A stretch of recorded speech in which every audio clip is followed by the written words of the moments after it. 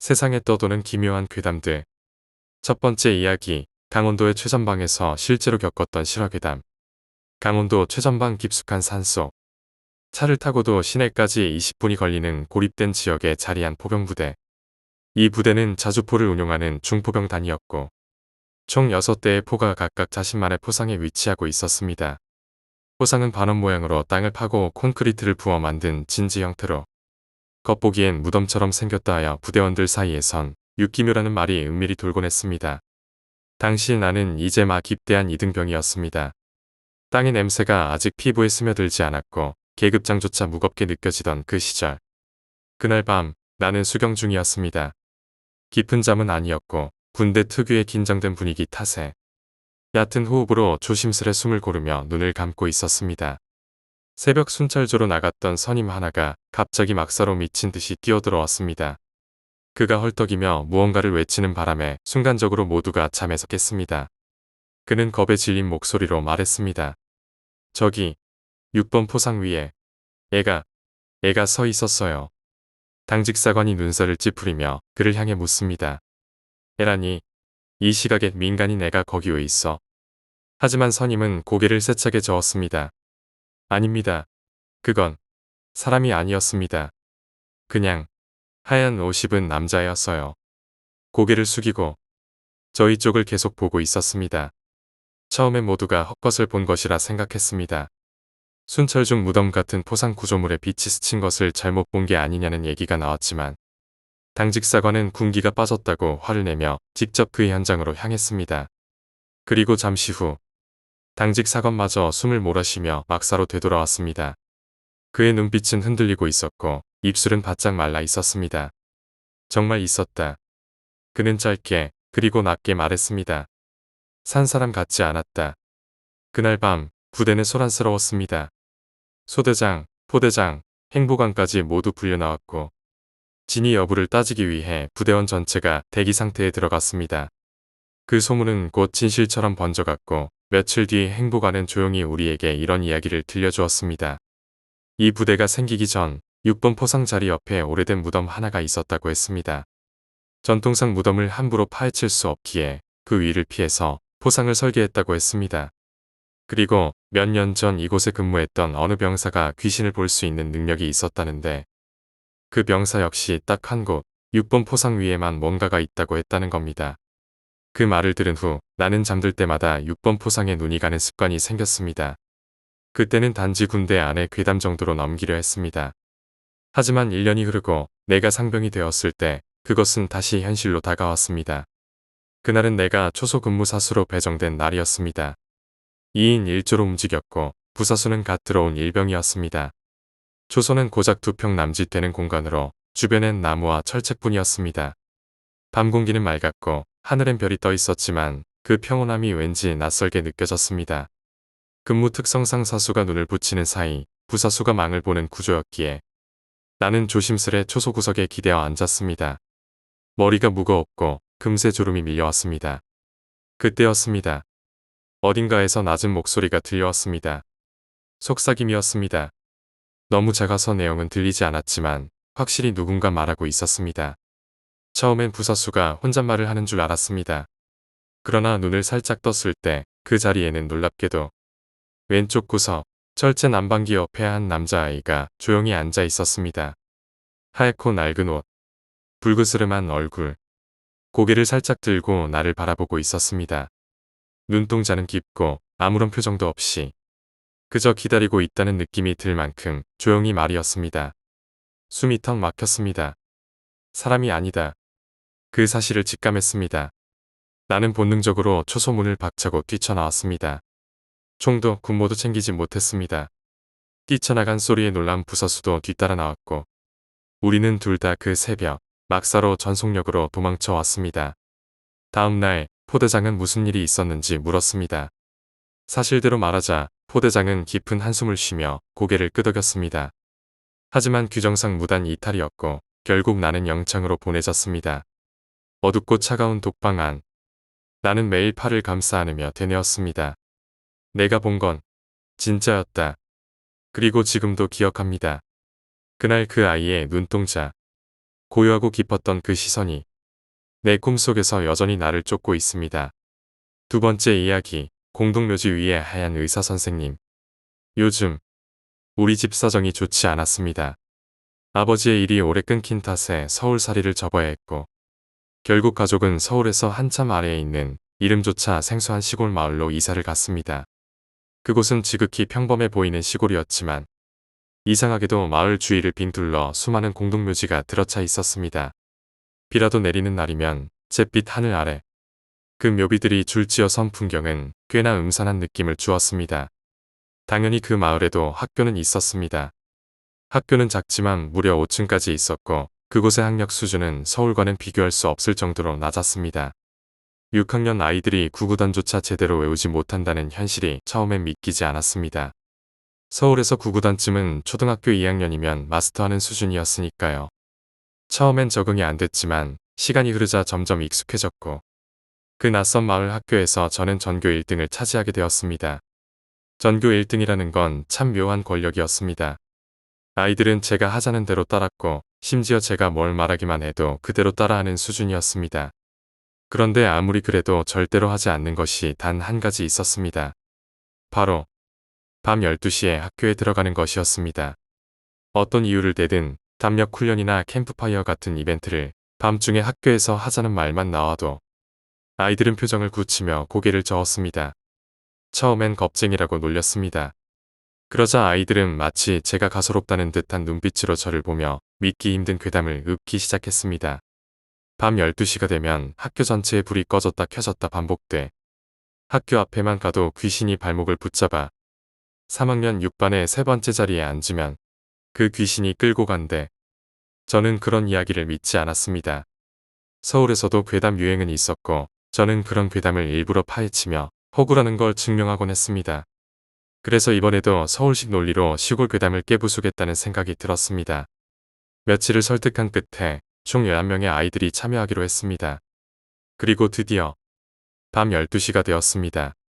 하지만 약속했던 11명 중 실제로 모인 건 8명이었습니다. 3명은 결국 무섭다며 집을 나오지 않았던 것입니다. 우리는 약속대로 학교로 향했습니다. 학교는 고요했고 운동장에는 희미한 가로등, 불빛만이 어슴푸레하게 켜져 있었습니다. 우리의 목표는 단순했습니다. 전원이 함께 현관을 통해 들어가 5층까지 올라갔다가 다시 1층으로 내려오는 것. 처음엔 단순한 장난처럼 시작됐습니다. 하지만 학교 안으로 들어서자 공기가 완전히 달랐습니다. 계단을 오르려던 순간 1층과 2층 사이, 벽 틈 사이에서 누군가의 손이 튀어나와 우리를 덥석 잡으려 했습니다. 비명을 지른 우리는 2층으로 미친 듯이 뛰어 올라갔습니다. 거기서부터 우리의 밤은 현실이 아닌 악몽으로 빠져들기 시작했습니다. 우리는 공포에 질려 2층 복도를 서성이고 있었습니다. 그러던 중 한 나이가 갑자기 울상을 지으며 말했습니다. 나 오줌 마려워. 진짜 못 참겠어. 모두가 말렸습니다. 안 돼, 화장실은 가지마. 거긴 진짜 위험해. 결국 그 아이는 복도 한 구석에서 바지 내리고 급히 볼일을 보기 시작했습니다. 그때였습니다. 바로 옆 벽면에서 얼굴 같은 형상이 불쑥 솟아올랐습니다. 실제로 벽에 울렁이며 튀어나오려는 모습은 아무리 생각해도 현실 같지 않았습니다.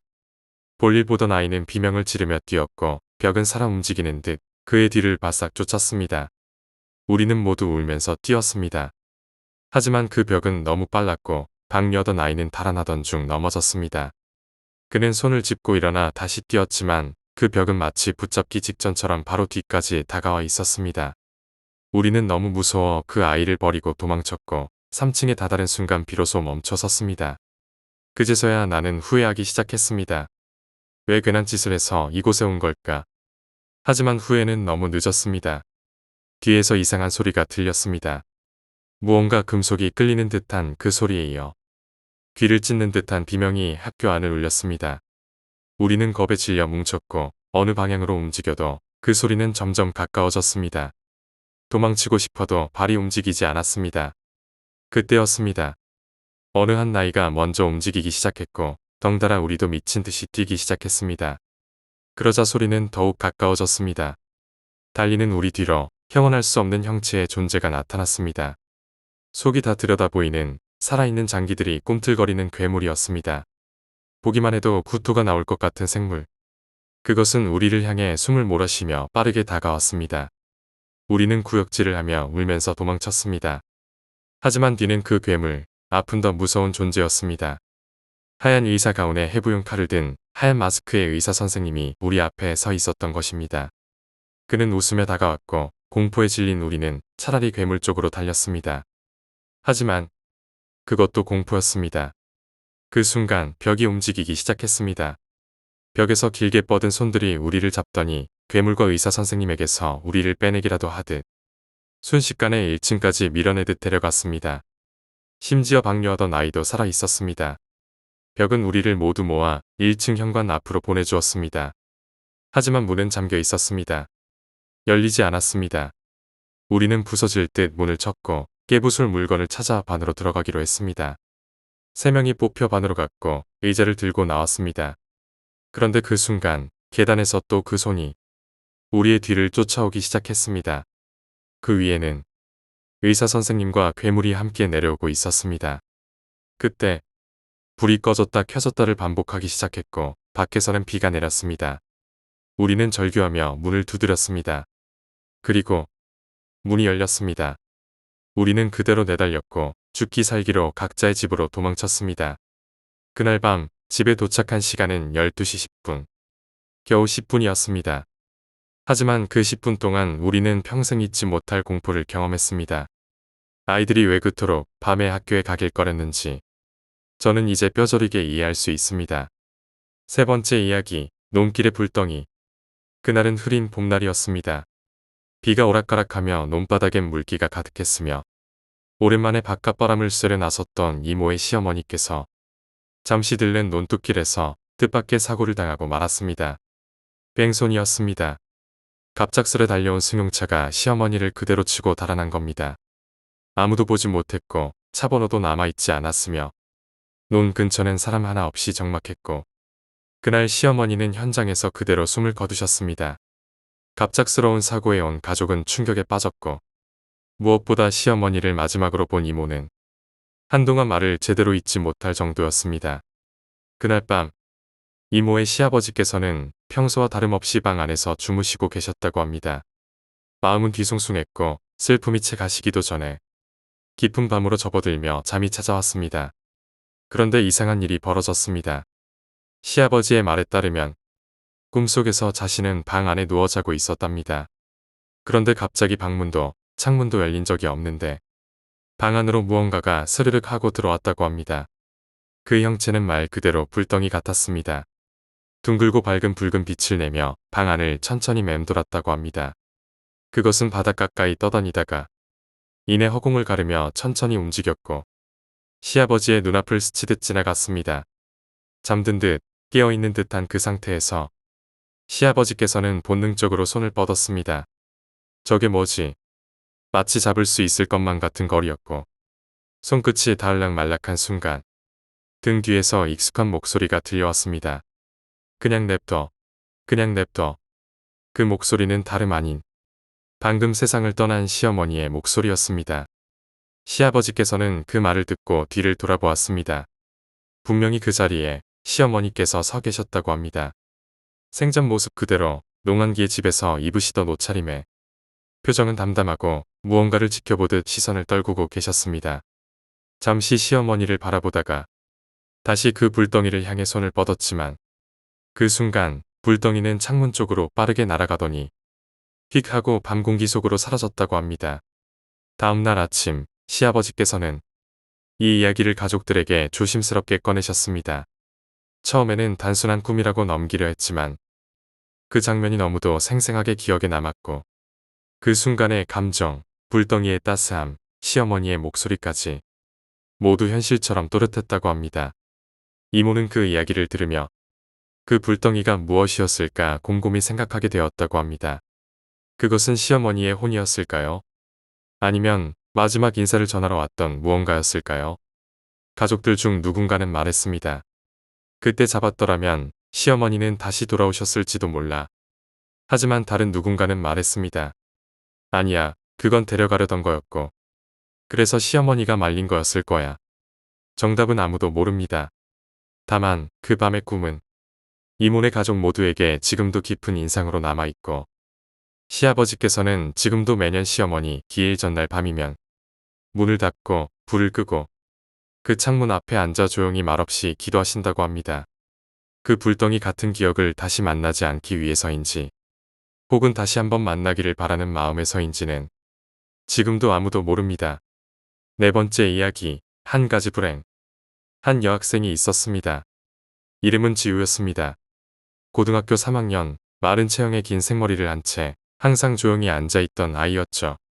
지우의 꿈은 단 하나였습니다. 서울 S대학교에 입학하는 것. 입학만 할 수 있다면 어떤 고생도 견딜 수 있을 것 같다고 그녀는 그렇게 말하곤 했습니다. 하지만 현실은 냉혹했습니다. 성적은 기대만큼 오르지 않았고 결정적으로 아버지의 사업이 실패하면서 집안 경제가 무너졌습니다. 가정은 불안했고 어머니는 날이 갈수록 초조해져 갔습니다. 어느 날 어머니는 지우를 데리고 동네에서 입소문이 자자하다는 점집을 찾았습니다. 좁고 어두운 골목 끝에 위치한 그곳은 오래된 목재 문이 삐걱거리며 열렸고 내부에는 향 냄새가 자욱했습니다. 그 안에서 중년의 점술사가 조용히 속삭였습니다. 당신에겐 곧 3가지의 큰 행운이 올 것입니다.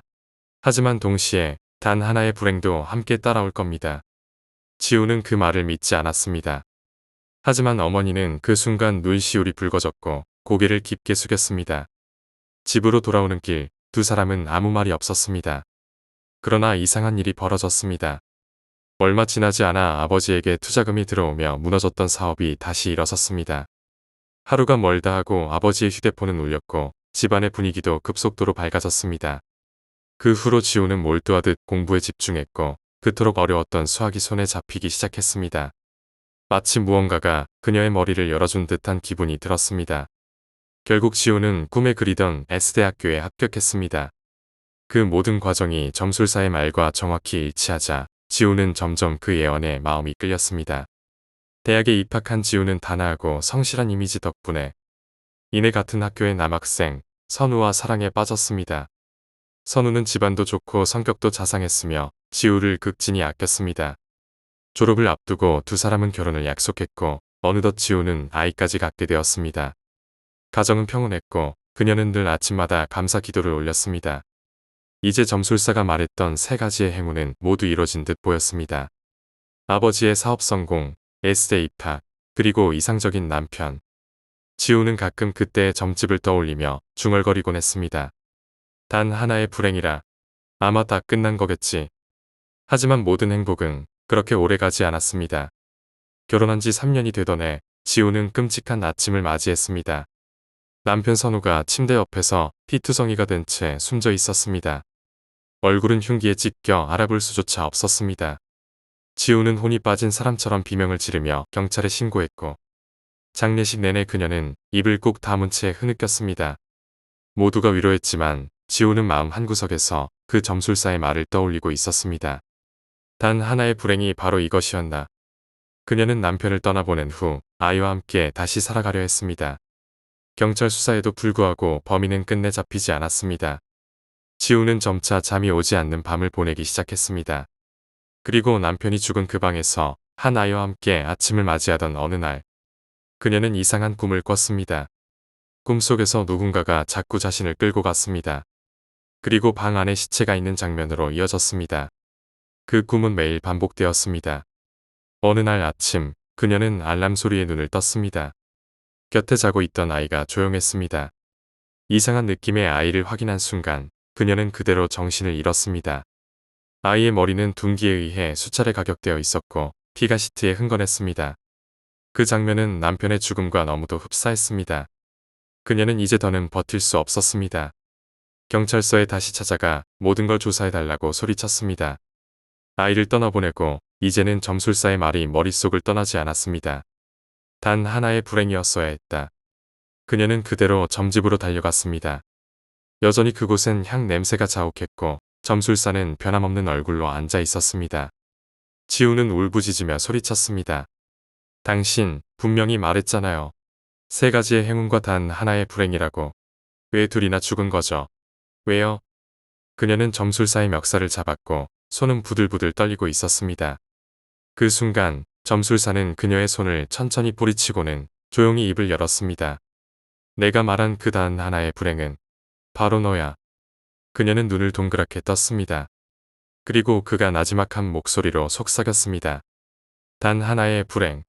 그건 내 목류병이야. 그 말이 떨어진 순간 지우는 무너져 주저앉았습니다.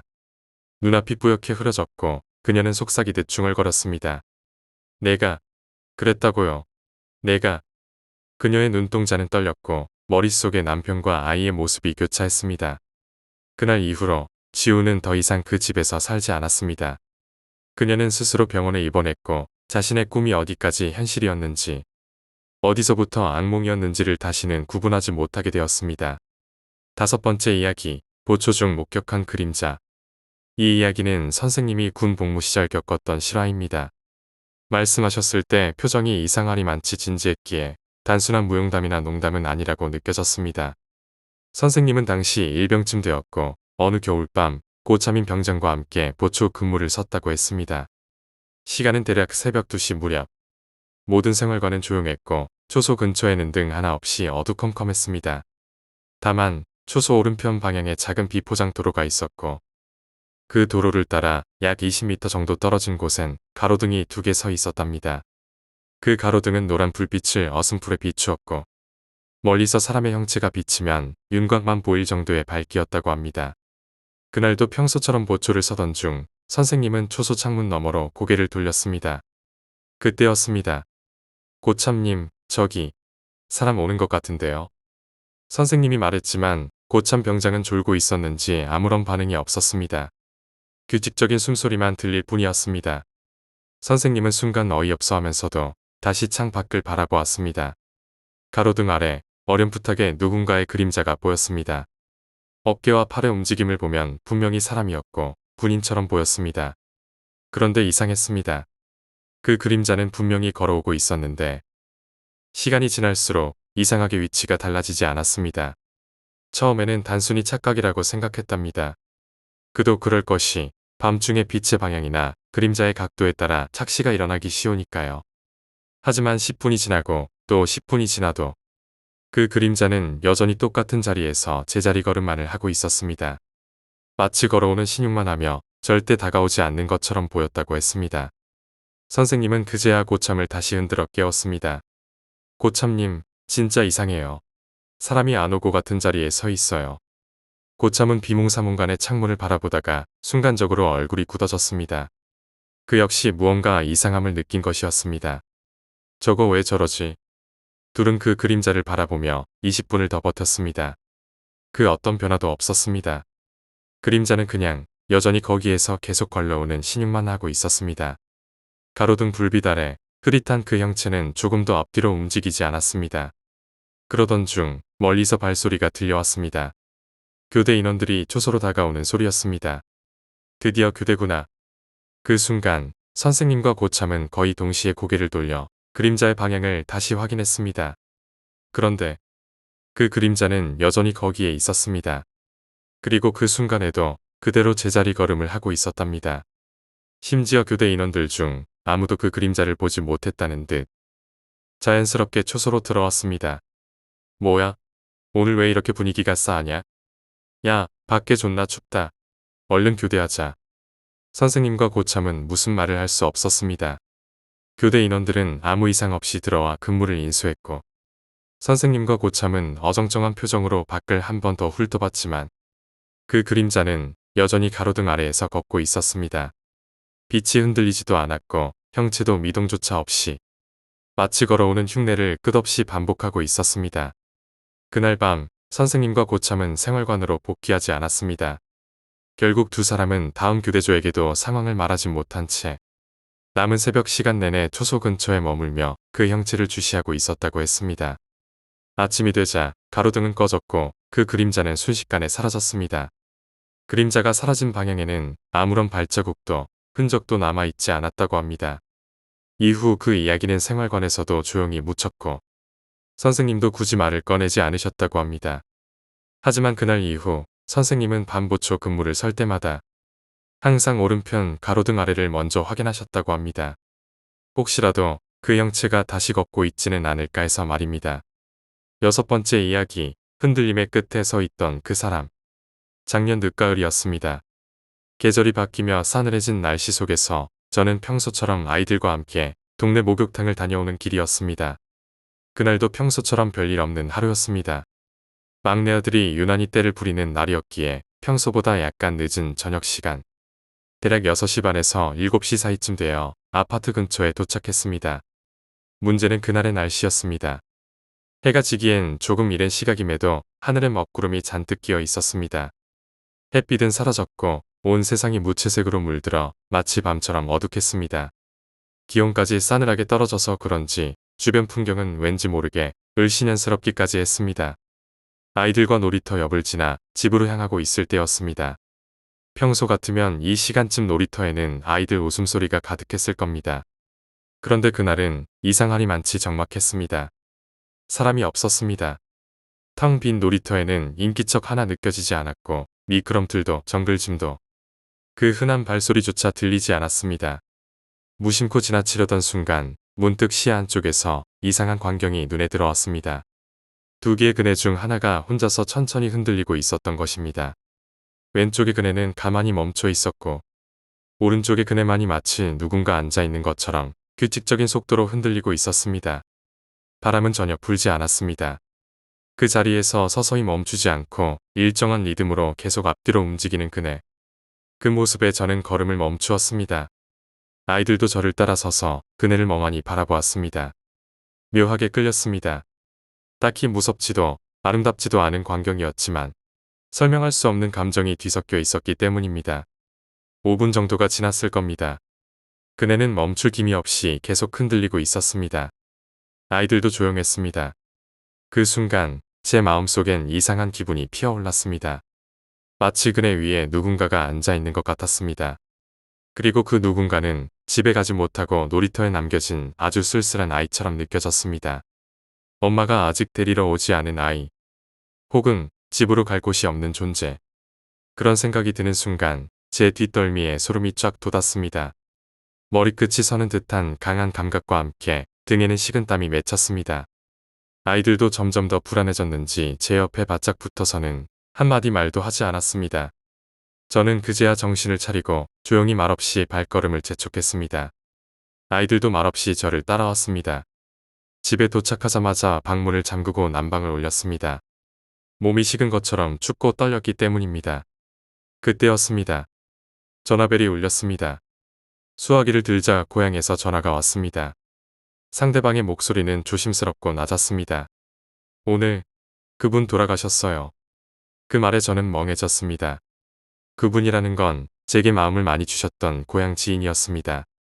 정확히 말하면 예전부터 저를 많이 아껴주셨던 분이었습니다. 아직 젊은 분이셨습니다. 별다른 병이 있는 것도 아니었고 특별한 사고도 아니었습니다. 그분은 스스로 생을 마감하셨다고 했습니다. 약을 드셨다고 했습니다. 말을 듣는 순간 그네의 흔들림이 떠올랐습니다. 그 쓸쓸한 그네. 바람도 불지 않던 그날 저녁 혼자 앉아있는 것처럼 느껴졌던 그네. 혹시 그 흔들림은 그분이 마지막으로 인사를 하러 오신 것이 아닐까. 그런 생각이 머릿속을 스치고 지나간 순간 등에서 또 한 번 식은땀이 흐르기 시작했습니다. 온몸에 소름이 돋았고 눈앞이 어지러워졌습니다. 잠시 멍하니 서 있다가 아이들이 무사히 방 안에 있다는 사실에 조용히 안도의 한숨을 내쉬었습니다. 지금 생각해보면 그 순간 아이들 앞에서 무표정하게 서 있었던 저 자신이 참 대견하다는 생각이 듭니다. 그때만큼은 머리로는 무섭고 가슴은 떨렸지만 아무 일도 없었다는 듯 행동해야 했기 때문입니다. 그리고 그날 이후 놀이터의 그네를 마주보는 것이 조금 어려워졌습니다. 바람이 불지 않아도 흔들리는 그네를 보면 자꾸 그날의 기억이 떠오릅니다. 그리고 마음속으로 조용히 빌게 됩니다. 그분이 이제는 편히 쉬고 계시기를. 7번째 이야기, 유리창 귀신과 눈이 마주친 신병. 이 이야기는 내가 직접 겪은 일은 아니야.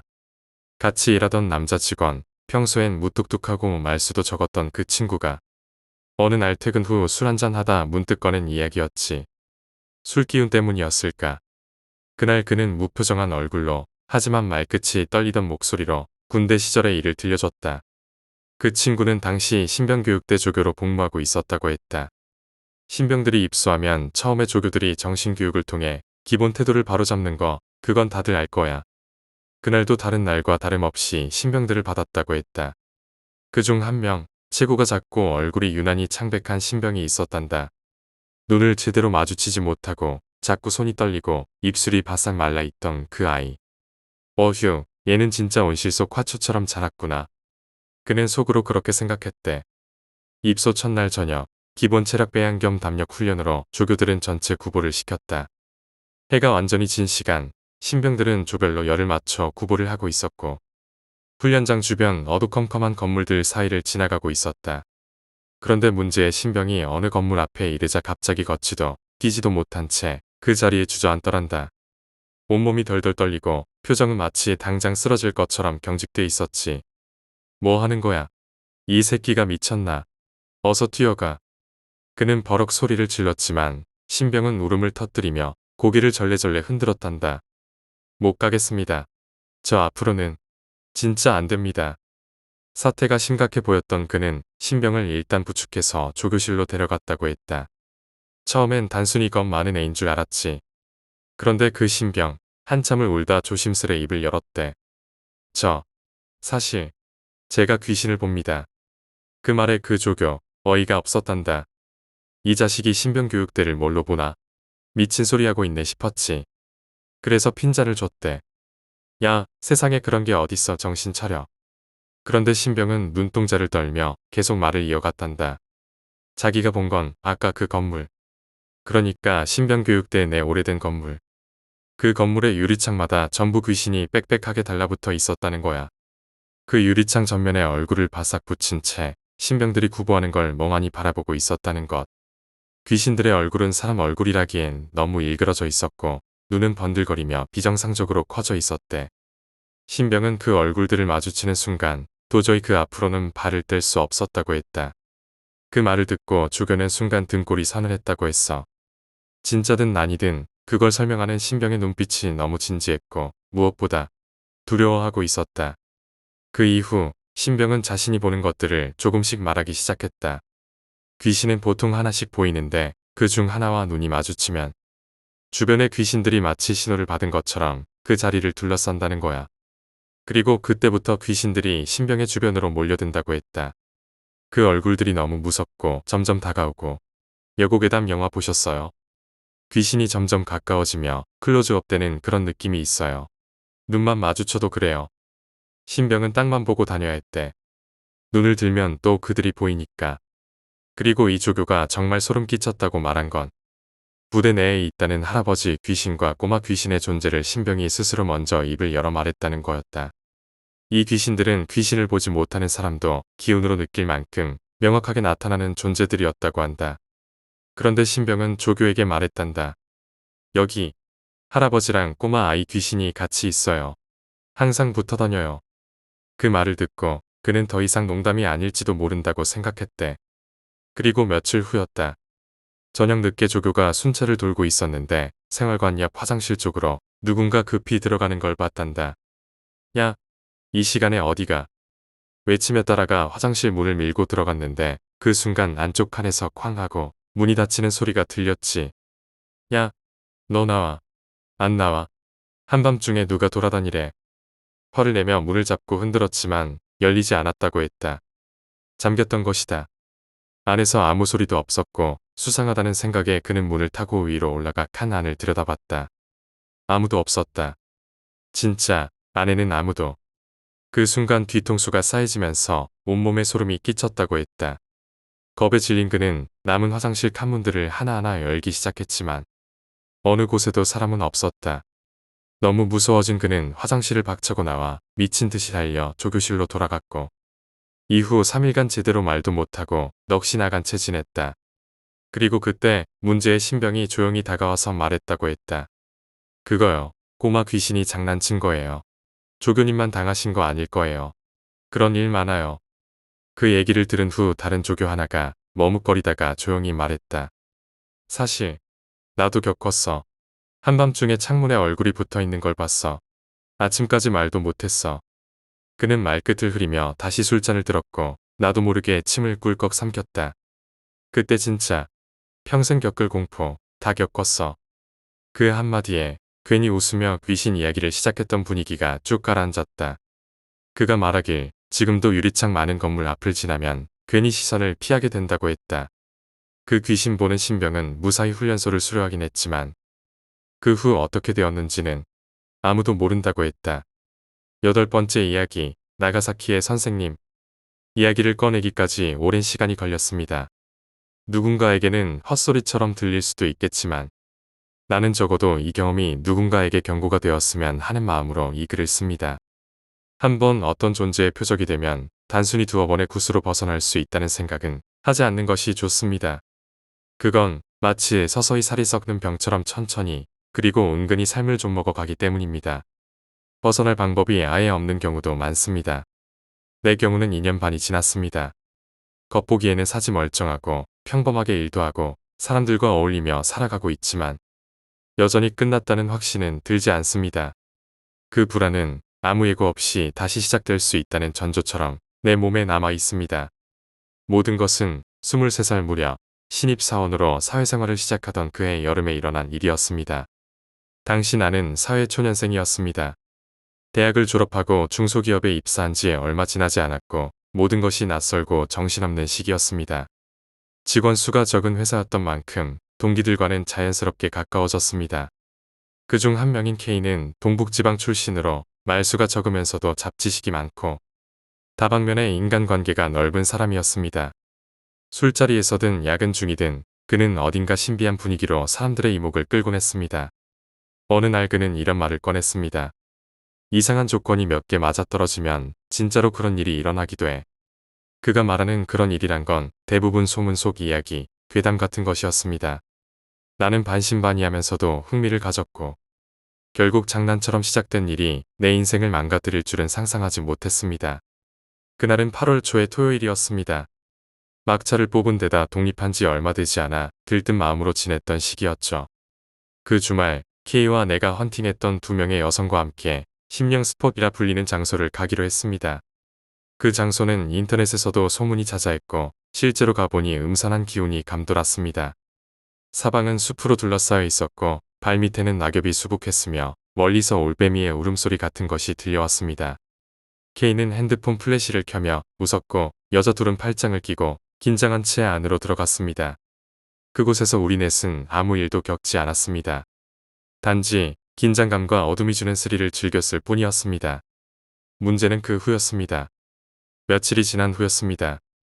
회사에선 암묵적으로 상사가 퇴근할 때까지 신입은 퇴근할 수 없다는 분위기가 있었고 연일 야근이 이어졌습니다. 집에 돌아와 녹초가 된 채 샤워도 못하고 침대에 쓰러지듯 눕던 그날 문득 K가 했던 말이 생각났습니다. 거울 앞에서 특정한 자세를 하고 오른쪽을 보면 무언가가 나타난다는 말이었습니다. K는 자세히 말해주진 않았지만 인사를 하듯 상체를 숙이고 오른쪽을 바라보는 것이었죠. 왔으면 좋겠네. 나는 그런 말을 중얼거리며 무심코 거울 앞에 섰습니다. 그 순간 정말로 그것이 나타났습니다. 방 중앙에 160cm 정도의 형체가 서 있었습니다. 긴 머리가 허리까지 내려와 있었고 얼굴은 대나무발 같은 것으로 가려져 있었습니다. 그 위엔 부적이 몇 장 붙어 있었고 전체적으로 옛날 장례식 복장 같은 흰 옷을 입고 있었습니다. 그 존재는 아무 말도 없이 좌우로 천천히 몸을 흔들고 있었습니다. 나는 말도 안 되는 광경에 얼어붙었습니다. 도망가야 한다는 생각이 들었지만 몸이 말을 듣지 않았습니다. 서서히 가방을 들고 뒷걸음질을 치기 시작했을 때 그것의 몸짓이 점점 커지기 시작했습니다. 입에서는 기이한 신음이 흘러나오기 시작했습니다. 기억은 그 지점에서 끊겼습니다. 정신을 차리고 보니 나는 역 앞 편의점 안에 있었습니다. 새벽이 되어 나는 집으로 돌아갔습니다. 문을 열자 방 안은 조용했고 더 이상 아무것도 보이지 않았습니다. 안심하며 불을 켰을 때 나는 경악했습니다. 그것이 서 있었던 자리 근처 바닥엔 검은 진흙 같은 것들이 발자국 모양으로 남아 있었고 악취가 코를 찔렀습니다. 불을 켜지 않았던 것이 분명한데 방의 전등은 꺼져 있었습니다. 왼손엔 진흙이 묻어 있었습니다. 나는 씻고 청소를 하고 회사에 출근할 준비를 했습니다. 무서웠지만 그보다 중요한 건 일상이었습니다. 회사에서 나는 K를 붙잡고 물었습니다. 그는 처음엔 웃으며 대수롭지 않게 넘겼지만 내 설명이 진지해지자 점점 얼굴이 굳어졌습니다. 그날 밤 그는 내 방에 찾아왔습니다. 문을 열자 여전히 악취가 방 안에 퍼져 있었습니다. K는 조용히 말했다. 진짜야. 여기 뭔가 있어. 그는 굿이라도 해야겠다고 말하며 자신이 아는 사람을 통해 해결책을 찾아보겠다고 했습니다. 그 말만을 믿고 나는 그날 밤 근처 호텔로 몸을 피했습니다. 그날부터 내 몸에 이상 증상이 나타났습니다. 목이 뜨거워지고 얼얼해졌으며 붉은 선과 물집이 생기기 시작했습니다. 밤이 되면 고열에 시달렸고 피가 흐르기까지 했습니다. 병원에 가도 이상이 없다고 했고 절에 찾아가도 기분 탓이라는 대답뿐이었습니다. 결국 나는 외할머니에게 연락을 했습니다. 외할머니는 나가사키에 살고 있었고 그곳에 S 선생님이라는 비구니가 있었습니다. 어렸을 적에도 몇 번 만난 적이 있었고 어머니와 할머니가 매우 깊이 신뢰하는 인물이었습니다. 나는 버스를 타고 밤길을 달려 외가로 향했습니다. 가는 길 목의 통증은 점점 심해졌고 도착했을 땐 붉은 선이 줄처럼 뚜렷하게 올라와 있었습니다. S 선생님은 조용히 나를 마주보고 말했습니다. 이건 내가 약해서 그런 거야. 하지만 괜찮아. 시간이 걸릴 뿐이지. 그날부터 나는 S 선생님의 집에 머물며 매일같이 기도를 함께 했습니다. 며칠이 지나자 꿈속에서 그것이 다시 나타났습니다. 흰 옷을 입고 방 안에 정좌에 앉은 채 나를 내려다보며 계속 같은 말을 되뇌었습니다. 왜? 나는 몸을 가누지 못한 채 공포에 질려 눈을 떴고 그날 밤 다시 고열에 시달렸습니다. S 선생님은 말없이 내 손을 잡아주었습니다. 아무리 무섭게 생겼어도 내가 그 존재를 이해하려 노력해야 해. 그 말을 들었을 때 나는 처음으로 그것이 단순한 아기가 아닐 수도 있다는 생각을 하게 되었습니다. 결국 본산으로 향하게 되었습니다. 거기에서 나는 또 다른 사람들을 만났고 모두 비슷한 경험을 가지고 있었습니다. 그곳에서 나는 2달 넘게 머물렀습니다. 하루하루가 수련이었고 기도였고 기다림이었습니다. 그러다 마침내 S 선생님은 말했다. 이제는 아마 괜찮을 거야. 하지만 그 후 S 선생님은 돌아가셨고 나는 마지막으로 편지 한 통을 받았습니다. 그 편지엔 이런 말이 있었습니다. 너무 힘들면 부처님께 몸을 맡기렴. 그 존재는 천천히 괴롭히는 걸 원해. 끝나지 않은 고통이란 게 있다면 그건 내가 반드시 살아서 버텨야 할 이유이기도 해. 2년 반이 지났습니다. 나는 여전히 살아 있습니다. 하지만 끝났다고는 확신하지 못합니다. 언젠가 다시 무언가가 돌아올지도 모른다는 불안이 가끔 찾아옵니다. 그러니 마지막으로 이 말을 꼭 전하고 싶습니다. 무언가에 홀리거나 표적이 되었다면 끝났다고 믿는 순간 진짜로 시작될지도 모릅니다. 9번째 이야기, 팔척 귀신. 할아버지 댁은 내가 살던 집에서 차로 약 2시간 떨어진 시골 마을에 있었다. 도시와는 전혀 다른 공기와 풍경이 가득한 그곳은 나에게 늘 특별한 안식처였다. 고등학생이 되어 오토바이를 타게 되면서부터는 약속도 없고 심심한 날이면 그곳에 혼자 놀러 가곤 했다. 하지만 고등학교 2학년이 끝난 봄방학, 그날을 끝으로 나는 다시는 그곳에 발을 들이지 못하게 되었다. 갖지 않은 것이 아니라 가지 못하게 된 것이다. 그날은 봄볕이 좋았다. 따뜻한 바람에 이끌려 오토바이를 타고 곧장 할아버지 댁으로 향했다. 도착해서 마루에 들어 누웠다. 머리 아래로 한쪽 팔을 꿰고 하늘을 바라보며 아무 생각 없이 쉬고 있었을 뿐이다. 서늘한 바람과 따뜻한 햇살이 교차하는 그 마루 위에서 나는 그대로 시간에 몸을 맡기고 있었다. 그런데 어디선가 묘한 소리가 들려왔다. 기계음은 아니었고 분명 사람이 낸 소리 같았다. 그것도 포인지 보인지 구분되지 않는 기이한 웃음 같기도 한 그 소리.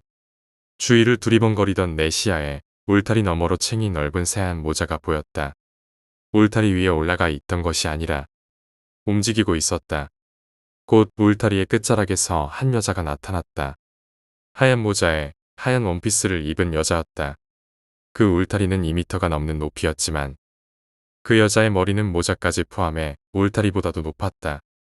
처음에는 대수롭지 않게 생각했다. 키가 매우 큰 여성이거나 혹은 남자가 여장을 하고 있었나 보다. 별다른 의심 없이 그 뒷모습을 멍하니 바라보았다. 결국 그녀는 시야에서 사라졌고 소리도 함께 사라졌다. 오후 논에서 돌아온 할머니와 할아버지에게 엄청 키 큰 여자를 봤어요. 모자도 쓰고 포하면서 걸어다니던데요. 라고 아무렇지 않게 말했을 때 할아버지의 얼굴이 굳었다. 그는 갑자기 자리에서 일어나 다른 방으로 가더니 전화를 걸었다. 방 안에서는 낮은 목소리로 통화하는 소리가 들렸고 앞에 앉아있던 할머니는 손을 떨고 있었다. 잠시 후 돌아온 할아버지는 말했다. 오늘 밤은 절대 집에 돌아갈 수 없다. 자고 가야 한다. 무언가 잘못됐다는 걸 직감했다. 무서운 기분이 들어 이유를 묻자 할머니는 조심스럽게 말했다. 팔척 귀신한테 홀린 거야. 걱정하지 마. 할아버지가 어떻게든 해주실 거니까. 이 마을엔 오래전부터 팔척 귀신이라는 전설이 있었다. 키가 약 240cm쯤 되는 이 세상 사람이 아닌 듯한 덩치 큰 여자의 형상. 그리고 웃는 듯한 이상한 소리를 내며 나타난다고 했다. 모습은 사람마다 다르게 보인다고 한다. 기모노 입은 노파, 상복을 입은 여자, 작업복을 입은 중년 여성. 공통된 점은 키가 이례적으로 크고 머리에 무언가를 쓰고 있다는 것이며 기분 나쁜 웃음소리를 낸다는 점이었다. 그리고 이 귀신은 홀린 사람을 며칠 안에 죽게 만든다고 했다. 할아버지는 어떤 노파를 데리고 돌아왔다. 그 노파는 나를 보자마자 부적을 하나 쥐어주었고 곧바로 2층 빈방으로 올라가 준비를 시작했다. 방은 온통 신문지로 덮인 창문 위에 부적이 붙어 있었고 방 내 구석엔 소금이 수북이 쌓인 접시가 놓여 있었다. 그리고 나무 상자 위엔 작은 불상이 있었다. 곁에는 요강 2개가 놓여 있었다. 할아버지는 엄하게 말했다. 무슨 일이 있어도 내일 아침 7시까지 절대 이 방에서 나와선 안 된다. 누가 불러도 아무리 무서워도 절대 문 열지 마라. 노파 역시 덧붙였다. 부적은 절대 손에서 놓지 말고 항상 쥐고 있어야 한다. 그날 밤 나는 방 안에서 혼자 남겨졌다. TV는 켜도 된다고 하여 틀어놓았지만 내용은 하나도 들어오지 않았다. 공포감에 할머니가 챙겨준 음식도 손을 댈 수 없었다. 어느새 잠이 들었고 한밤중에 깼다. 시계는 새벽 1시. 그 순간 창문에서 들려오는 가벼운 두드림. 처음엔 바람이겠거니 했지만 잠시 후 들려온 익숙한 목소리에 온몸이 굳어버렸다. 너무 무서우면 그만해라. 할아버지 목소리였다. 하지만 아니었다. 그건 분명 그것이었다. 할아버지의 음색을 흉내낸 낯선 무언가. 계속해서 말이 이어졌다. 이리 나와라. 괜찮다. 그리고 마침내 창문이 미친 듯이 흔들리기 시작했다. 방 안에서 부적을 꽉 쥐고 불상 앞에 엎드려 죽을 힘을 다해 빌었다. 눈을 떴을 때는 아침이었다. TV에서는 뉴스가 흘러나오고 있었고 시계는 7시 13분을 가리키고 있었다. 나는 밤새 기절했던 것이다. 소금은 모두 새까맣게 변해 있었다. 아버지가 와 있었다. 할아버지와 노파, 마을 남자들까지 모두 나를 데리고 마을 밖으로 향했다. 승합차 안, 나는 8명의 사람들 가운데 앉았다. 절대 눈 뜨지 마라. 아무리 소리가 나도 봐선 안 된다. 노파가 연부를 외우기 시작했을 때 차창 밖에서 또 들려왔다. 나는 그 말을 어기고 그만 눈을 떠버렸다. 그리고 보았다. 긴 팔다리를 뒤틀린 채 차 옆을 달리는 하얀 원피스의 여자를. 결국 마을 바깥 지장에 서 있는 경계를 넘은 후 귀신은 더 이상 따라오지 못했다. 나는 살아남았다. 그 후 다시는 가위 눌림조차 한 번 없었다. 모든 것이 평범해졌고 세월이 흘렀다. 할아버지, 할머니, 노파 모두 돌아가셨다. 그리고 며칠 전 그 마을 근처에서 음주운전 사고로 지장 하나가 부서졌다는 소식을 들었다. 그날 밤부터 창밖에서 익숙한 소리가 들린다. 10번째 이야기, 경기도 계곡 민박집에서 본 것. 대학교 1학년 여름이었다. 중간고사와 기말고사가 끝나고 고등학교 친구들과 간만에 다시 모였다. 하루하루가 숨가쁘게 지나가는 대학 생활 속에서 우리에겐 바람 쐴 시간과 공간이 필요했다. 그래서 우리는 2박 3일짜리 여름 계곡 여행을 계획했다. 한 친구가 말했다. 야, 그냥 계곡 가자. 시원하고 싸고 조용하잖아. 다들 찬성했다. 하지만 성수기였다. 우리는 대학생이었고 모두 부모님께 용돈을 받아 쓰는 입장이었기 때문에 펜션 하나 잡는 것도 우리에겐 큰 부담이었다. 하염없이 웹을 뒤지던 중 친구 하나가 낡은 사이트 하나를 찾았다. 정식 홈페이지도 아니고 그냥 민박집 이름과 가격만 쭉 나열된 그런 사이트였다. 그중 하나, 이름도 잘 기억나지 않는 민박집에 전화를 걸었다. 이번 주말 2박 3일 방 비었나요? 네, 방 있어요. 인원은 몇 분이세요? 우리는 그렇게 예약을 끝냈다. 그때는 아무 의심도 없었다. 오히려 성수기에 빈 방이 있다는 게 행운처럼 느껴졌으니까. 그 민박집은 경기도 외곽의 한 계곡 근처에 있었다. 차를 타고 한참을 들어갔다. 시내를 지나고 작은 마을을 지나고 좁은 산길을 지나 마침내 도착한 곳은 정말 외딴 산속이었다. 근처에 가게 하나 없고 도로도 시멘트 바닥이 아닌 자풀이 무성한 흙길이 이어진 그곳. 차에서 내리자 우리는 처음엔 와 진짜 조용하다. 완전 힐링이다 하며 감탄했지만 시간이 지날수록 그 조용함이 불안하게 느껴지기 시작했다. 민박집은 기역자 형태의 오래된 한옥이었다. 기와가 비에 젖어 검게 얼룩져 있었고 기둥마다 나무가 갈라져 있었다. 주변엔 항아리와 녹슨 낫, 망가진 고무대야 같은 것들이 어지럽게 놓여 있었다. 도착했을 때 주인 아줌마와 아저씨가 나와 있었다. 우리는 저 아래 살아요. 밤 11시까지는 여기 있으니까 무슨 일 있으면 불러요. 그 말만 남기고 그들은 계곡 근처의 본체로 향했다. 우리는 별채에 짐을 풀었다. 방은 2개, 거실 하나, 화장실 하나. 다 낡고 곰팡내가 났지만 우린 오히려 레트로 감성이라며 즐거워했다. 여자들끼리만 온 첫 여행이었다. 밖에서는 고기를 굽고 안에서는 음악을 틀어놓고 우리는 그렇게 들떠 있었다. 낮에는 계곡으로 놀러갔다. 물살은 새지 않았고 사람도 거의 없었다. 물놀이에 진심이었던 친구 하나는 튜브를 꺼내 들고 계곡 중간까지 가서 소리쳤다. 야, 여기 진짜 짱이다. 우리 진짜 잘 온 거야. 우리는 그렇게 웃고 떠들며 하루를 보냈다. 해가 지고 어둠이 밀려왔다. 저녁엔 고기를 구워 먹고 과자를 듣고 TV를 틀었다. 그때 마침 영화 채널에서 터미네이터가 나오고 있었다. 우리는 낮에 과하게 놀았던 탓인지 하나 둘 피곤하다고 하며 누워 있었고 몇몇은 벌써 이불을 뒤집어 쓰고 코를 골기 시작했다. 밤 1시쯤이었을 것이다. 처음엔 작게 멀리서 고양이 우는 소리가 들렸다. 야옹, 야옹. 익숙한 울음이었다. 하지만 그 소리는 점점 가까워졌고 점점 거칠어졌다. 키야야옹. 소리는 밤 공기를 찢는 듯 날카로웠다. 창문을 닫아도 들릴 만큼 크게. TV 소리보다 더 선명하게. 처음엔 웃었다. 야, 고양이 싸우냐? 왜 저렇게 화났어? 과자 냄새 맡았나? 그러다 과자 봉지를 들고 2명이 문을 열고 나갔다. 마당에는 불을 끄고 나온 듯 어둠이 짙게 깔려 있었다. 우리는 고기 굽던 마루 앞까지 갔다. 그런데 그 순간 소리가 뚝 멈췄다. 고양이가 도망갔나 싶어. 우리는 핸드폰 후레쉬를 켜고 주변을 비췄다. 아무것도 없었다. 다시 안으로 들어오자 또 다시 고양이의 울음이 시작되었다. 이번엔 더 가까웠다. 마치 바로 문 앞에서 누군가 입을 벌려 고양이 흉내를 내는 듯했다. 친구 하나가 창문을 열고 외쳤다. 시끄러워. 그랬더니 또 조용해졌다. 우리는 이상함을 느꼈지만 애써 무시했다. 하나 둘 다시 잠에 들었고 나 역시 이불 속에서 눈을 감았다. 하지만 잠들 수 없었다. 고양이 울음은 계속되었고 나는 밤새 깼다 잠들기를 반복했다. 다음날 아침 우린 모두 피곤에 쩔어 있었다. 라면을 끓이며 민박집 주인 아줌마에게 말했다. 고양이가 밤새 울었어요. 여기 고양이 키우세요? 아줌마는 웃으며 말했다. 고양이 요즘은 조용했는데 사람들이 와서 신났나 보다. 우리가 다시 물었다. 진짜 여기 고양이 있어요?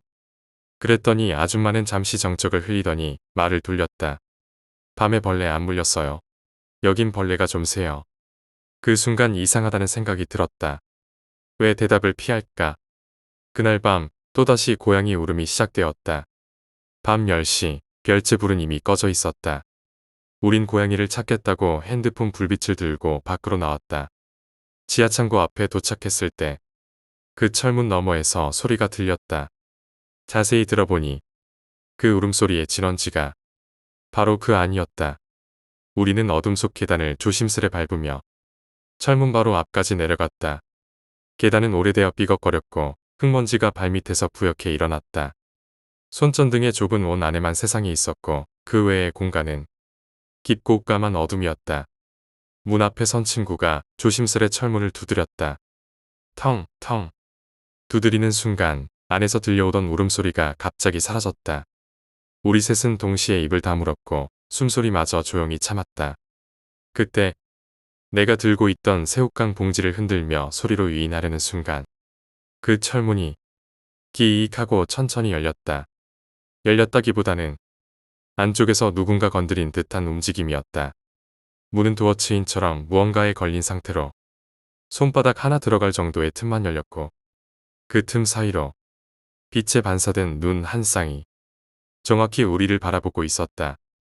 처음엔 몰랐다. 고양이일 거라고 착각하려고 했다.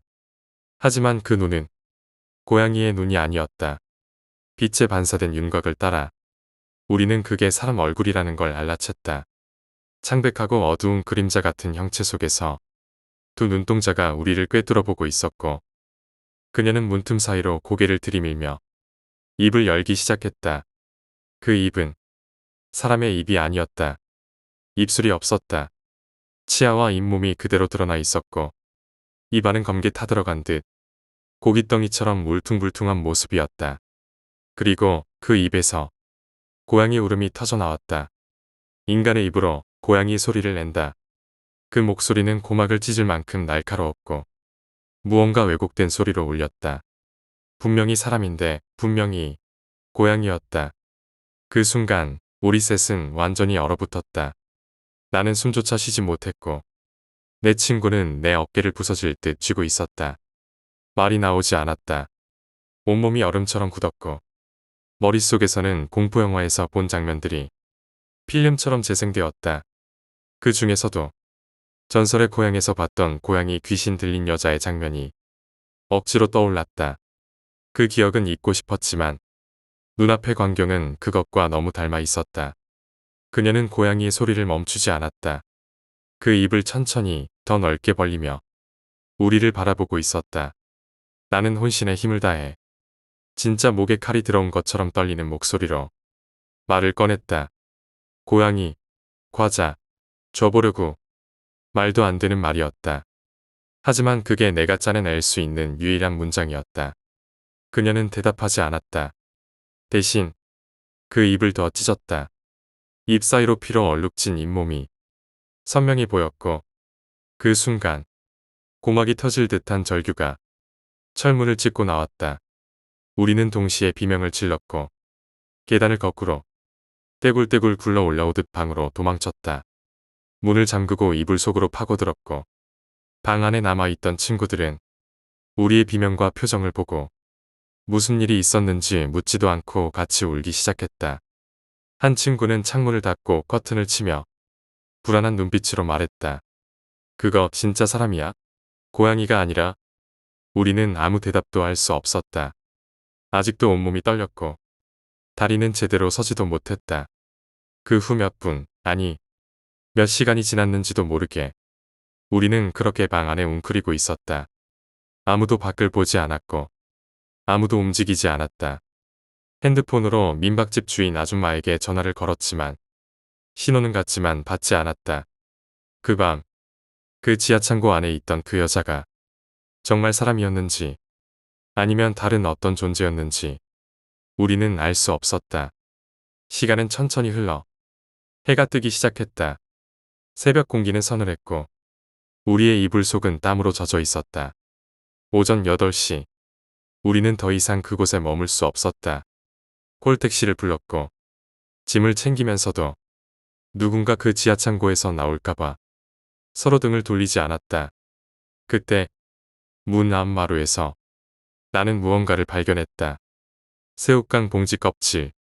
내가 어젯밤 철문 앞에서 떨면서 들고 있던 그 봉지. 우린 철문에서 도망치며 그 봉지를 떨어뜨렸고 다시는 밖으로 나가지 않았다. 그런데 왜 그 봉지가 마루 위에 올라와 있었을까? 그 밤 누가 그걸 들고 와서 거기 올려놨을까? 우리 중 누구도 그 봉지에 대해 이야기하지 않았다. 택시 기사님은 민박집 주소를 입력했지만 내비게이션에 그 이름은 존재하지 않았다. 마을 이름, 계곡 이름, 근처의 지형까지 모두 설명해야만 그는 가까스로 길을 찾아왔다. 우리는 그 집을 떠났고 그날 이후로 그 누구도 그 이야기를 다시 꺼내지 않았다. 택시에 올라탄 우리는 좁은 뒷좌석에 5명이 껴앉았다. 성인 기준 인원 초과였지만 우린 기사 아저씨에게 돈을 더 낼 테니 그냥 가달라고 사정했고 아저씨는 무슨 일이 있었는지 묻지 않고 출발해 주었다. 차가 민박집에서 멀어지자 우린 처음으로 안도했다. 정확히 말하자면 그 집이 점점 시야에서 사라지자 몸이 천천히 풀리는 기분이 들었다. 하지만 마음은 여전히 딱딱하게 얼어붙어 있었다. 아무도 입을 열지 않았다. 차 안은 고요했고 누가 한마디만 하면 모두 울음이라도 터뜨릴 듯한 분위기였다. 그 침묵은 집에 돌아온 후에도 계속되었다. 그날 이후 우리는 단 한 번도 그날 본 여자에 대해 이야기하지 않았다.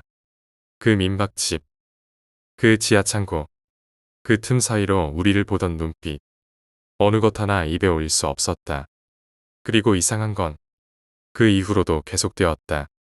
첫 번째로 이상한 걸 겪은 건 나였다. 밤에 혼자 있을 때 문득 창문 너머에서 무언가 울고 있는 것 같은 느낌이 들었다. 울음소리는 들리지 않는데 그 기운이 기묘한 습기처럼 창문 틈으로 스며드는 것 같았다. 처음엔 기분 탓이라 생각했다. 하지만 그 느낌은 매일 밤 반복되었다.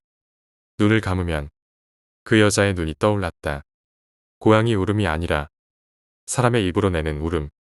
그게 귓가에 맴도는 듯한 느낌. 그래서 나는 자다가 자주 깼고 그럴 때마다 이불 속에서 몸을 둥글게 말고 그저 버티는 수밖에 없었다. 며칠 뒤 같이 갔던 친구에게서 연락이 왔다. 그 친구는 통화 내내 무거운 숨을 쉬다가 조심스럽게 말했다. 그날 이후 밤에 자꾸 거의 눌려. 근데 이상하게도 몸이 눌리는 동안 눈을 뜨면 천장 구석에서 고양이 소리가 나. 나는 아무 말도 하지 못했다.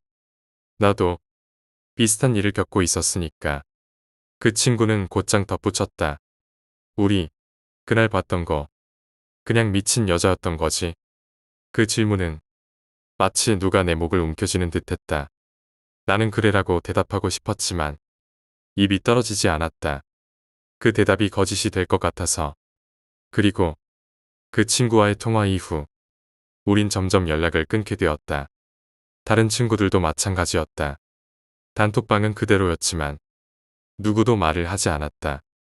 정말 그 방은 장례식장의 대기실처럼 조용하고 침묵으로 가득했다.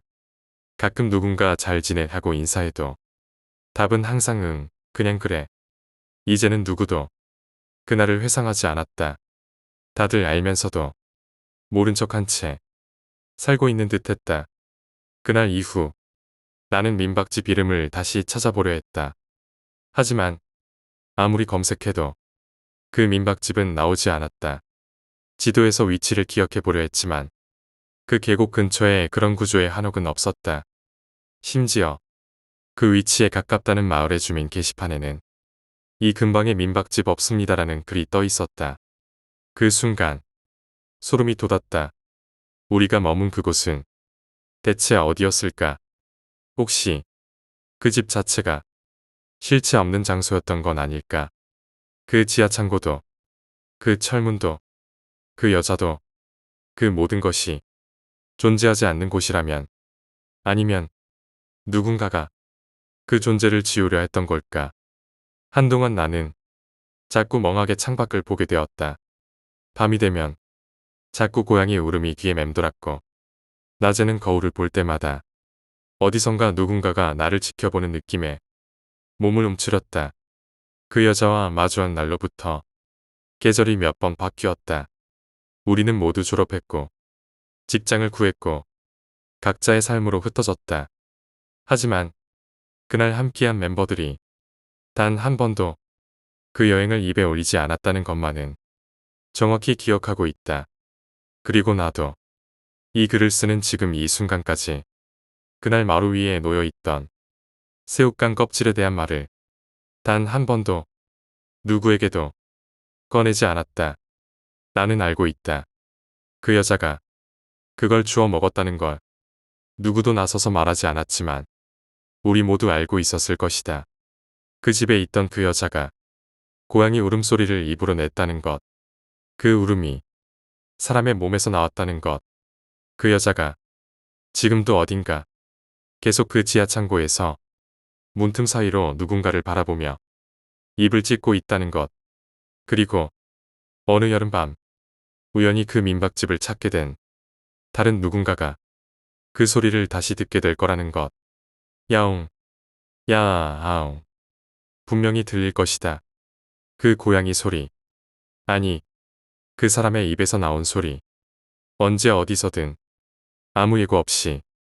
11번째 이야기. 누나. 고등학교 2학년 무렵 나는 학교를 자퇴했습니다. 자퇴를 결심한 데에는 두 가지 이유가 있었습니다. 첫 번째는 단순하지만 치명적이었습니다. 아침마다 일어나는 것이 너무나도 힘들었습니다. 두 번째는 나름의 감정적인 무너짐이었습니다. 내가 좋아하던 여학생이 하필 내가 가장 친하게 지냈던 친구를 좋아한다는 사실을 알게 되었기 때문입니다. 그 두 가지가 함께 무너져 내리자 학교에 더는 머물 수가 없었습니다. 그 무렵부터 나는 독산동 근방에 살고 계신 이모 집에 얹혀 살며 노량진의 검정고시 학원에 다녔습니다. 낮에는 학원에서 공부하고 오후부터는 주유소에서 일하며 기름을 넣는 알바를 했습니다. 학원은 중간에 들어갔기 때문에 일반 학생반도 아니고 성인반도 아닌 어중간한 반에 들어가게 되었습니다. 그 반은 말 그대로 혼합반이었습니다. 10대 중후반의 청소년은 물론 20대와 30대는 물론 50대 이상 되는 분들도 섞여 있었습니다. 그 중에서 가장 나이가 많았던 아주머니 한 분은 간식이나 학용품을 아이들에게 종종 나눠주시곤 했는데 그래서 모두가 대모님이라고 불렀습니다. 그리고 그 다음 서열처럼 여겨졌던 사람은 대략 30 중반쯤 되어 보이는 여성, 우리가 누나라고 불렀던 사람이었습니다. 그녀는 미용사 자격증을 준비 중이었고 검정고시와 함께 병행하여 공부하고 있었습니다. 쉬는 시간마다 그녀는 늘 같은 자리에서 사람들을 붙잡고 자신의 이야기를 했습니다. 그녀의 외모는 특별히 눈에 띄진 않았습니다. 크게 마르지도 뚱뚱하지도 않은 체형에 긴 흑발을 항상 하나로 묶고 다녔고 은퇴 안경을 썼습니다. 그 머리카락은 윤기가 없고 푸석푸석했는데 미용사 공부를 하는 사람이라면 좀 더 관리를 할 법도 한데 그런 면에서는 전혀 신경을 쓰지 않는 듯했습니다. 성격은 대체로 살가웠습니다. 누구에게나 말을 걸었고 먼저 다가가는 타입이었고 교실 분위기를 해치지는 않았습니다. 하지만 나는 문득문득 묘한 장면들을 목격했습니다. 그녀가 이야기에 열중할 때면 그녀의 두 눈이 각각 따로 돌아가는 느낌이 들었습니다. 마치 눈알이 서로 다른 방향을 향해 도는 것처럼 그 은퇴 안경 너머로 이상한 시선이 움직이고 있었습니다. 무서운 것은 아니었습니다. 우리는 학원 교실에 여럿이 함께 있었고 내가 막내 축에 속하기도 했기 때문에 큰 위협은 없다고 생각했습니다. 그저 속으로만 아마 이 누나는 눈 쪽에 무슨 문제가 있는 걸지도 모르겠다고 생각했을 뿐이었습니다. 어쩌면 학습장애나 발달상의 어려움을 가진 사람일 수도 있고 그런 이들이 이곳에 오는 경우도 많으니까요.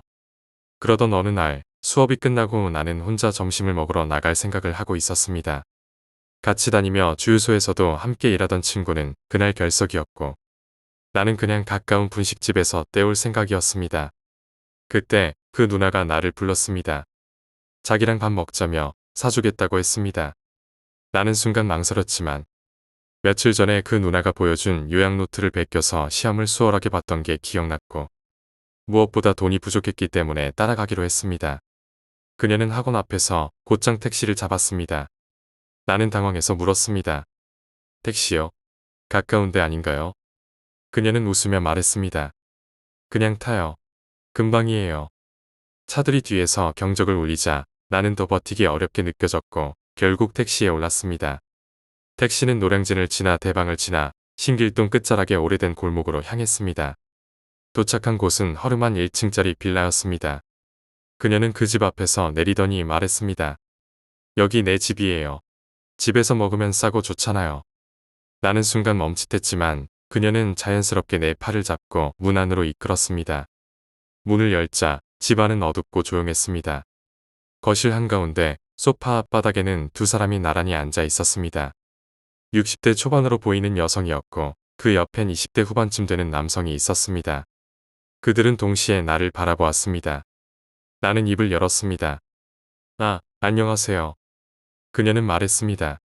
엄마, 학원 동생 데려왔어. 인사해. 얘는 우리 엄마랑 동생이야. 나는 얼떨결에 고개를 숙였습니다.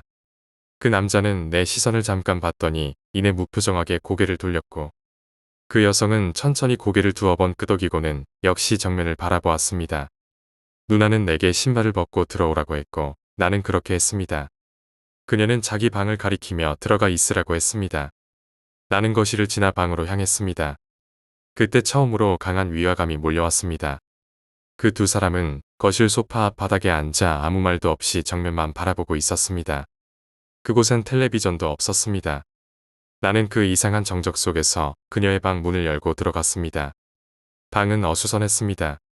붙박이장이 있었고 바닥엔 이불이 깔려 있었으며 책상 위에는 마네킹 머리셋이 놓여 있었습니다. 그중 하나는 대머리였고 나머지 둘은 엉성하게 잘린 머리를 하고 있었습니다. 조금 뒤 그녀는 커피를 들고 들어왔습니다. 종이컵엔 찌든 흔적이 있었고 고춧가루 같은 이물질도 묻어 있었습니다. 나는 더럽지 않은 부분을 골라 조심스럽게 마셨습니다. 이 집에서 나가야겠다고 생각했습니다. 그런데 밖에서 이상한 대화가 들렸습니다. 엄마, 밥 없어. 없어. 어떻게? 어쩌지? 마치 반복 녹음된 것처럼 단순한 말이 오갔습니다. 누나는 방에 와서 말했습니다. 밥이 없는데 라면이라도 괜찮지? 나는 얼른 고개를 끄덕였습니다. 그러자 그녀는 말했습니다. 라면 사게 돈 좀. 나는 3,000원을 꺼내 건넸습니다. 그녀는 그 돈을 동생에게 주며 사오라고 했습니다. 그가 나간 후 나는 방 안에 조용히 앉아 있었습니다. 그때였습니다. 귀 옆에서 싹둑 소리가 났습니다. 고개를 돌리자 그녀가 가위를 들고 서 있었습니다. 가위 끝에는 내 머리카락이 걸려 있었습니다. 나는 소리쳤습니다. 지금 뭐 하시는 거예요? 그녀는 눈동자를 좌우로 돌리며 마치 흥분한 듯 말했습니다.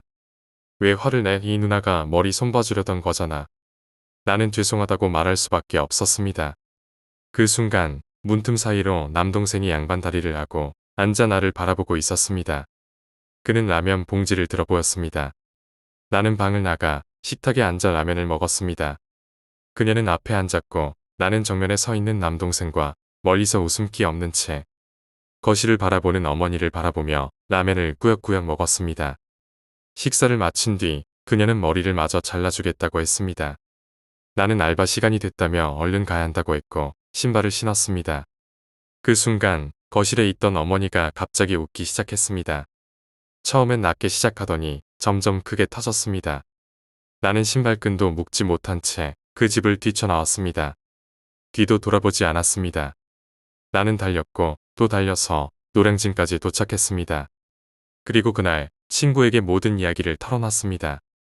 그 다음날 학원에서 그녀는 나를 불렀습니다. 너 내 얘기 친구한테 했지? 나는 아무 말 없이 쳐다봤습니다. 그녀는 계속 귀에 대고 속삭였습니다. 나는 학원을 그만뒀습니다.